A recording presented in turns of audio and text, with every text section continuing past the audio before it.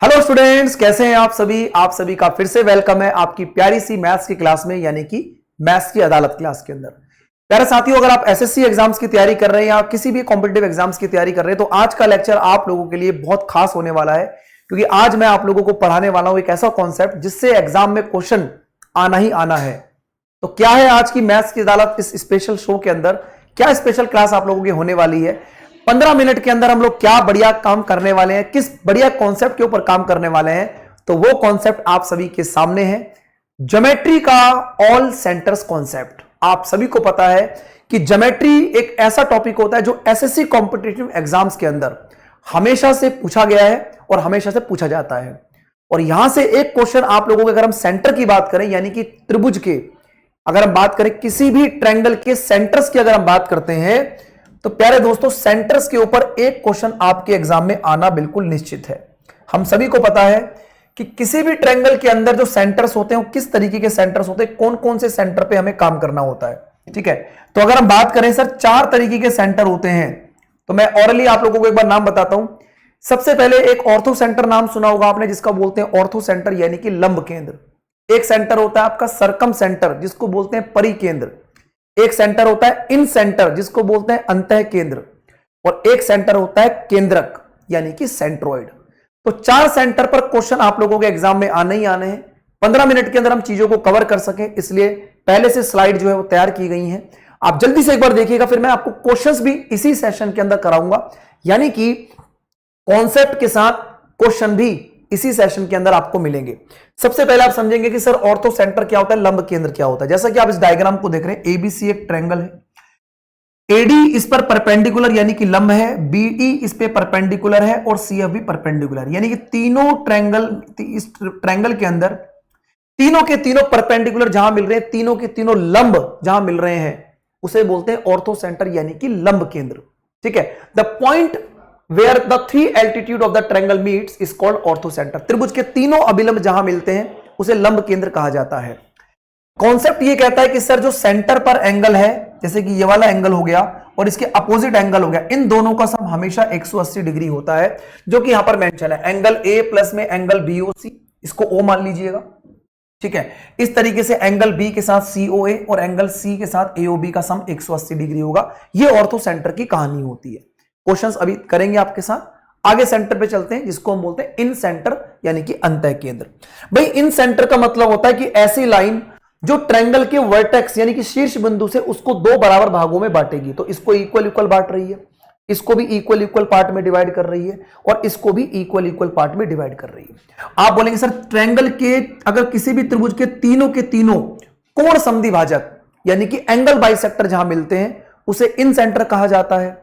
अब इन सेंटर की प्रॉपर्टी क्या होती है, तो इन सेंटर की प्रॉपर्टी के ऊपर क्वेश्चन ऐसे निकल के आता है, जैसे वही ट्रायंगल है ए बी और सी, तो अगर ये बी का एंगल बाइसेक्टर और सी का एंगल बाइसेक्टर अगर कोण समद्विभाजक मान लीजिए यहां पर मिलते हैं, तो बी आई सी का इस थीटा के साथ रिलेशन होगा। एक तो अंदर वाले पॉइंट पर होता है, और अगर मान लीजिए बाहर कटेगा तो एक रिलेशन और बनता है। तो अंदर कटेगा तो 90 माइनस थीटा वाली प्रॉपर्टी को काम करते हैं। जैसे बी आई सी की बात करेंगे, बी एफ सी की, तो 90 माइनस में हाफ ऑफ थीटा यानी थीटा का आधा हो जाता है। लेकिन अगर हम बात करें बाहर वाले पॉइंट की, तो देखो अगर अंदर की तरफ कटेगा तो प्लस साइन रहेगा, अंदर की तरफ कटेगा तो प्लस साइन रहेगा, और बाहर की तरफ कटेगा तो माइनस साइन रहेगा। इस बात को समझना, यानी बाहर की तरफ कटेगा तो 90 माइनस एंगल का हाफ, और एंगल कौन सा, ऊपर वाला, बिल्कुल उसके अपोजिट वाला एंगल। ठीक है, एक चीज यहां पर मैंने लिखी हुई है, इस पर भी आपके क्वेश्चन जो है वो डायरेक्ट थ्योरी बेस्ड बनते हैं। जैसे कि अगर मैं बात करूं किसी भी ट्रायंगल के अंदर, जैसे मान लो ये ट्रायंगल हो गया जिसका हमने नाम दिया एबीसी, अगर मैं इस ट्रायंगल बी का इंटरनल बाइसेक्टर कोण समद्विभाजक को आगे बढ़ाता हूं और सी के एक्सटर्नल बाइसेक्टर को आगे बढ़ाता हूं, तो आप ये बोलेंगे सर इस एंगल में और इस एंगल में रिलेशन बनेगा। तो अगर ये एंगल थीटा है तो ये एंगल हमेशा इसका डबल होता है, जो कि यहां पर लिखा हुआ है कि अगर मान लीजिए यहां पर एंगल अगर आपका थीटा है तो ये थीटा बाई 2 बनने वाला है। इसीलिए यहां पर लिखा हुआ है कि बीईसी थीटा बाई 2 होगा वहां पर। ठीक है, तो ये हमारा इन सेंटर की प्रॉपर्टी यानी अंतः केंद्र की प्रॉपर्टी रहने वाली है। आगे बढ़ते हैं, सरकम सेंटर जिसको बोलते हैं परिकेंद्र। परिकेंद्र में क्या होता है, केंद्र पे बना कोण उसकी चाप पे बने कोण का दुगना होता है। ठीक है, यानी जो सेंटर पर एंगल बनेगा वो उसकी आर्क पर एंगल बनेगा डबल होगा। अगर ये x होगा तो ये डबल बनेगा। अब सरकम सेंटर क्या होता है, परिकेंद्र क्या होता है, भाषा में चीजों को समझना। सरकम सेंटर का मतलब होता है कि अगर आप सर्कल के सेंटर से इस पे परपेंडिकुलर डालते हो तो ये परपेंडिकुलर इसको इक्वल इक्वल पार्ट में डिवाइड करेगा, यानी कि ये परपेंडिकुलर के साथ परपेंडिकुलर बाइसेक्टर होता है, यानी कि लंब के साथ लंब समद्वि भाजक। परपेंडिकुलर तो होगा ही होगा, सामने वाली भुजा को बराबर भागों में भी बांटेगा। जैसे कि यहां पर ये इक्वल इक्वल बन जाएंगे और इसी तरीके से यहां पर डालोगे तो ये भी इक्वल इक्वल पार्ट में डिवाइड होंगे। तो इसमें कंफ्यूज मत होना कि सर जो ऑर्थो सेंटर होता है वहां सिर्फ परपेंडिकुलर होता है, इक्वल इक्वल नहीं होता, लेकिन सरकम सेंटर में परपेंडिकुलर के साथ इक्वल इक्वल पार्ट में भी डिवाइड होता है। समझ में आ गई बात? आगे बढ़ते हैं मेरे दोस्त। केंद्र यानी केंद्रक यानी कि सेंट्रोइड। सेंट्रोइड एक ऐसी सेंटर होती है जहां पर ट्रायंगल की तीनों मीडियंस यानी कि माध्यिकाएं मिलती हैं। तो थोड़ा थ्योरी समझना पहले बहुत जरूरी है, तभी ना क्वेश्चन कर पाओगे 15-20 सेकंड में बाबू। ठीक है, चलिए, तो आपने यहां पर देखा कि सर अगर एडी एक माध्यिका है तो इक्वल इक्वल पार्ट में डिवाइड करेगी, बीई और सीएफ मीडियन यानी कि माध्यिका है। अब आपको यहां पर इंपॉर्टेंट बात ध्यान रखनी कि वर्टेक्स से लेकर सेंटर तक यानी कि शीर्ष बिंदु से लेकर केंद्र तक जो एजी से लेकर जीडी का रेशो होगा वो हमेशा 2:1 में होगा, जो कि ऊपर मेंशन किया गया। आप यहां पर इस चीज को यहां पर समझ सकते हैं कि सर ये हमेशा क्या रहेगा, 2:1 में रहेगा। ठीक है, और ये 6 स्मॉल ट्रायंगल में बनते हैं जो कि बराबर रहते हैं, यानी कि आपको यहां पर ये बात भी समझनी है कि सर ये ट्रायंगल 1 2 3 4 5 6 ये 6 ट्रायंगल जो होते हैं वो बराबर भागों में बटे होते हैं। एग्जामिनर ऐसे भी गेम खेल सकता है कि एक पार्ट का एरिया दे देगा, कुछ भी नाम दे देगा या कुछ वैल्यू दे देगा, कहेगा इस पूरे का एरिया बताइए या इतने पार्ट का एरिया बताइए, तो इक्वल इक्वल पार्ट में ये डिवाइड होते हैं। इस बात को ध्यान रखिएगा। तो मैंने 5-6 मिनट 7 मिनट के अंदर आप सभी के लिए यहां पर जल्दी से चारों सेंटर को बता दिया है। अब जल्दी से चारों सेंटर के ऊपर बहुत ताबड़तोड़ तरीके से क्वेश्चन को उड़ा देते हैं और फिर आपको समझाते हैं। देखो जल्दी से आइए देखते हैं। Internal bisector of triangle ABC. अब इस पूरी चीज की नॉलेज आपको अगर होगी, इंटरनल बाइसेक्टर सुनते ही, कोण समद्वि भाजक सुनते ही दिमाग में घंटी बजनी चाहिए कि सर अंतः केंद्र यानी कि इन सेंटर वाली कहानी बन चुकी है। तो आप यहां पर जल्दी से एक ट्रायंगल को ड्रॉ करेंगे, बहुत प्यारा सा। ठीक है, तो आपने बोला सर एबीसी हमारे पास एक ट्रायंगल हो गया भाई। ठीक है, बी और सी का इंटरनल बाइसेक्टर मिलते हैं ऊपर, यानी कि बी का बाइसेक्टर और सी का बाइसेक्टर। बाइसेक्टर का मतलब कोण समद्वि भाजक यानी कि एंगल बाइसेक्टर। कहां पर मिल रहे हैं भाई? ओ पर मिल रहे हैं। आपको कह रहा है BAC एंगल 70 डिग्री है, तो आपको बताना है BOC का मान। अगर आपको इस बात का नॉलेज है कि सर ये इन सेंटर है, तो मेरे भाई 15 सेकंड लगने हैं क्वेश्चन को सॉल्व करने में। आपको पता है सेंटर पे बना एंगल उसके आर्क पे बने एंगल का 90 plus half of angle A का कॉन्सेप्ट होता है। अंदर कटेंगे प्लस का साइन, बाहर कटेंगे माइनस का साइन। ठीक है, तो आंसर हो जाएगा 90 प्लस में हाफ ऑफ एंगल ए, 70 का आधा कितना हो जाएगा 35, और 90 में 35 जोड़ोगे तो 125 इस क्वेश्चन का क्या होगा करेक्ट आंसर। कहने का मतलब है कि टफ नहीं है, चीजें टफ बनाई जा रही हैं। अब जो बच्चे आधी अधूरी नॉलेज रखते हैं तो वो क्या करेंगे, जैसे देखा किसी ने 70 का डबल 140 भी ऑप्शन में मिलने वाला है, गलत हो जाएगा।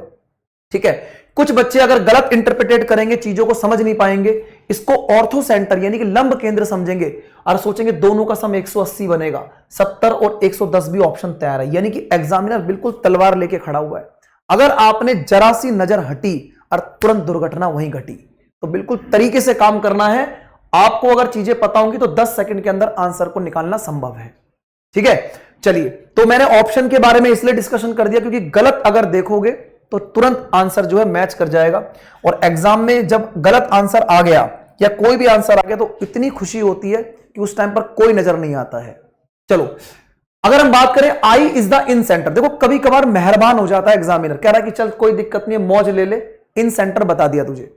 तो आपने बोला सर कोई दिक्कत नहीं है, इन सेंटर की अगर हम बात करें तो एबीसी आपके पास एक ट्रायंगल है जिसमें आई इसका इन सेंटर है। बी एंगल कितना है 70 डिग्री और सी एंगल कितना है 50 डिग्री। ठीक है, 70 50 120 हो गया, 70 और 50 120, यानी कि एंगल ए कितना बनेगा 60। अब अगर एंगल ए 60 बन गया, कह रहा BIC का मान बताइए। आप सभी को पता है इन सेंटर की कहानी है। ठीक है भाई, इन सेंटर की कहानी है, तो ये हो जाएगा 90 प्लस में हाफ ऑफ एंगल ए, और ए की वैल्यू कितनी है मेरे भाई 60 है, तो 60 का आधा करोगे 30, 90 और 30 कितना हो जाएगा 120, ऑप्शन नंबर सी। ठीक है, क्लास हमारी 15 मिनट की होती है, इसलिए बिल्कुल सफिशिएंट टाइम के हिसाब से मैं क्वेश्चन की स्पीड उसी हिसाब से रख रहा हूं। बाकी जब तसल्ली पूर्वक आप आएंगे, क्लास में आएंगे, बड़ी बड़ी क्लासेस में आएंगे, तो बिल्कुल आराम आराम से पढ़ाएंगे, एक एक लाइन को ऐसे ड्रॉ करेंगे तसल्ली पूर्वक। ठीक है, तो आई होप, मुझे लगता है सभी लोगों को कम टाइम में मैक्सिमम कंटेंट जो है इस क्लास के अंदर मिल रहा होगा। अब आइए, ये क्वेश्चन भाई साहब मेंस लेवल का क्वेश्चन है और ये क्वेश्चन एग्जाम के दिल के करीबी है, बहुत ही शानदार और बहुत ही जबरदस्त है। मैं चाहूंगा कि वीडियो को पॉज कर लेना एक बार और ईमानदारी से देखना कि क्या डायग्राम बना पा रहे हो। अगर डायग्राम बन जाएगा तो क्या आंसर सही निकाल पा रहे हो, और अगर आंसर आ जाता है और मेरे सॉल्यूशन के बाद देखना कि कहां पर आपने गलती की, अगर मैच करती है तो कमेंट सेक्शन ओपन है, दिल खोल के कमेंट करिएगा। आइए क्वेश्चन को समझते हैं। एक त्रिभुज एबीसी में इंटरनल बाइसेक्टर ऑफ एबीसी का मिलते हैं इंटरसेक्ट इसके सरकम सर्कल पर। सरकम सर्कल का मतलब जानते हो क्या होता है? परिकेंद्र, यानी कि एक सर्कल है जी, एक ट्रायंगल है एबीसी, एक त्रिभुज एबीसी है, इसके बाहर एक सरकम सर्कल बना हुआ है। अब मैं आपको बताऊंगा कि यहां पर क्या गलती होगी, आप इस बात को जरूर बताना कि सर बिल्कुल सही बात है, आपने तो दूर से ही पहचान लिया कि यही तो गड़बड़ कर रहे थे। देखो, ये कह रहा है कि ए का इंटरनल बाइसेक्टर कहां पर काटता है? सर्कल को एक्स पर काटता है। बी का कहां पर काटता है जी? वाई पर काटता है। और सी का कहां पर काटता है? जेड पर काटता है। देखो कितना सुंदर डायग्राम बनता जा रहा है, देखना बहुत बढ़िया लगेगा भी आपको। एंगल ए कितना है? 50 degree, angle A is 50 degree. ठीक है, बहुत बढ़िया। आगे कह रहा है सी जेड वाई, सी जेड वाई, सी जेड वाई। सर ये वाला जो एंगल है वो कितना है जी? 30 डिग्री, 30 डिग्री। आपको कह रहा है ये वाला एंगल बता दो, बी वाई जेड। अब देखो, अगर आप इस क्वेश्चन को ध्यान से देख रहे हैं, किसी भी तरीके से मेरे प्यारे भाई, अगर आपने ये वाला एंगल निकाल लिया तो ये वाला एंगल भी आ जाएगा, क्योंकि वर्टिकली अपोजिट शीर्षाभिमुख कोण। ठीक है, अगर आपने ये वाला एंगल निकाल लिया तो आप ये वाला एंगल भी निकाल देंगे। अब मैं आपको बताना चाहूंगा कि गलती कहां पर होती है। ठीक है, देखो कुछ बच्चे क्या एजम्पशन लगा रहे होंगे, ईमानदारी से बताना कमेंट के अंदर। ठीक है, 50 का डबल 100 कर देंगे, 100 यहां पर, ये भी 100, ये 100, ये 30, 130, 130 में 50 जोड़ोगे, त्रिभुज का सम 180। बोलोगे सर जय महाराज। अरे बेटा महाकाल यहां गलत हो जाएगा। ये क्यों गलत हुआ है अब मैं आपको समझाता हूं, और आप ईमानदारी से बताइएगा ऐसा काम किया कि नहीं किया। ठीक है, तो ये 50 आंसर क्यों नहीं होगा, डबल क्यों? क्योंकि होता क्या है ना कि किसी भी ट्रायंगल के बाहर अगर सर्कल बन गया तो बच्चे सोचते हैं सरकम सर्कल होगा, लेकिन क्या बोला गया है? ए बी और सी इसके आंतरिक समद्वि भाजक हैं, इंटरनल बाइसेक्टर हैं। तो अभी मैंने 5 मिनट पहले आपको बताया कि किसी भी ट्रायंगल के जब इंटरनल बाइसेक्टर जहां मिलते हैं मेरे भाई, वो इन सेंटर होता है। क्या होता है भाई? इन सेंटर होता है। तो इसका मतलब ये जो एंगल बनेगा ना BOC, इन सेंटर की प्रॉपर्टी के हिसाब से निकलेगा 90 प्लस में 1/2 50, यानी कि 90 प्लस 25, तो आंसर होगा 115। तो ये बनेगा 115। अब ये 115 तो ये भी 115, तो 115 प्लस 30 कितना हो गया? 115 प्लस 30 हो गया सर 145। यहां लिख दो ऊपर, समझ में आ रहा होगा 145। अगर ये 145 है तो ये एंगल कितना होगा? 35 डिग्री का, क्योंकि ट्रायंगल का सम होता है 180। तो करेक्ट आंसर बनने वाला है ऑप्शन नंबर ए। ठीक है, बहुत ही शानदार और बहुत ही जबरदस्त क्वेश्चन ये इन सेंटर के ऊपर पूछा गया है, इसलिए इस क्लास के अंदर इसको करा दिया गया है।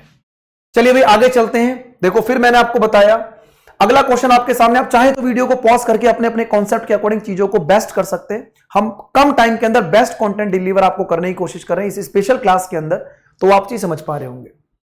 चलो सरकम सेंटर की अगर हम बात करें सर, अगर किसी भी ट्रायंगल में सरकम सेंटर की बात कर दी जाए ना कभी भी, तो सरकम सेंटर का मतलब होता है केंद्र पे बना कोण उसके वर्टेक्स पे बने कोण का डबल होगा। तो सबसे पहले जैसे ही सरकम सेंटर बोला, एक ट्रायंगल लिखाओ एबीसी और बाहर सर्कल बना लो। ओ इसका सरकम सेंटर है, ओ मैंने नाम यहां पहले लिख दिया। अच्छा ट्रायंगल का नाम क्या है? PQR, तो PQR लिख लो भाई। ठीक है, PQR। अब ये कह रहा है QOR जो है, QOR ये जो एंगल है वो 110 डिग्री का है। ठीक है, और OPR ये जो एंगल है ये कितना है? 25 डिग्री का। ठीक है जी, कोई दिक्कत नहीं है। कह रहा है PRQ बता दो, PRQ ये पूरा एंगल बताना है आपको, ये पूरा एंगल बताना है। सरकम सेंटर, नाम सुनो जरा ध्यान से, सरकम सेंटर परिकेंद्र, यानी कि मेरे भाई ये जो O है इसका सेंटर है। अगर किसी सर्कल में ये सेंटर है तो PO बराबर में OR होगा। PO बराबर में OR होगा कि नहीं होगा? सर्कल की रेडियस होगा ना ये, तो ये सर्कल की रेडियस की तरह काम करेगा। और अगर ये एंगल 25 तो ये एंगल भी 25, कोई दिक्कत वाली बात नहीं है। बात समझ में आ गई है? चलो भाई, अब आप मुझे बताइए कि सर अगर ये 110 डिग्री का एंगल है तो भैया OP रेडियस, OR भी रेडियस और OQ भी इसका रेडियस होगा, यानी कि ये वाली साइड ही और ये वाली साइड भी बराबर होगी। अगर ये 110 है तो इस एंगल का सम और इस एंगल का सम 70 होगा, तो 35 35 में कर दो, तोड़ दो, 35 35 70 और 10 110, नीचे वाले ट्रायंगल का सम 180, 25 प्लस 35 बोलो 60 डिग्री।